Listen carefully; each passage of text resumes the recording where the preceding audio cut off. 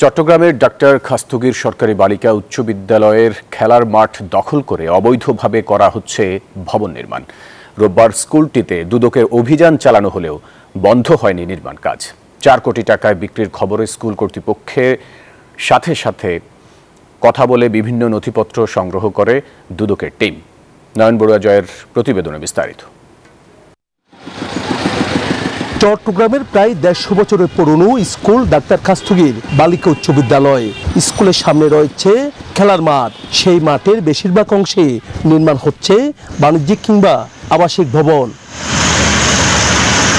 স্কুলের মাঠটি 4 কোটি টাকায় বিক্রি হয়েছে। এই খবরে রোববার দুদকের টিম অভিযান চালায় স্কুলটিতে। দুদকের সমন্বিত জেলা কার্যালয় 1-এর সহকারী পরিচালক সাইয়েদ আলমের নেতৃত্বে টিমটি কথা বলেন স্কুল কর্তৃপক্ষের সাথে। স্কুলের সম্পত্তি কিভাবে ব্যক্তি মালিকানায় গেল এবং এর পেছনে কারা জড়িত তা খতিয়ে দেখছে দুদক। এসিলেন্ট অফিসের রেকর্ডপত্র দেখবো, সাব রেজিস্ট্রি অফিসের রেকর্ডপত্র দেখবো এবং ভূমি অফিস এবং ভূমি রেকর্ড জরিপ অধিদপ্তরে আমাদের রেকর্ডপত্র দেখা প্রয়োজন আছে।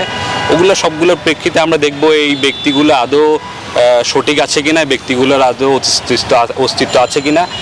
হঠাৎ স্কুল মাঠ দখল করে ভবন নির্মাণ হওয়ায় হতাশ স্কুল কর্তৃপক্ষ।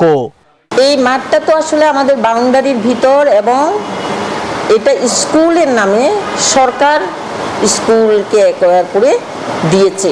এখানে স্কুলের সম্পত্তি তো এটা আসলে সরকারি সম্পত্তি, এটা সরকারি স্কুল, সরকারি সম্পত্তি।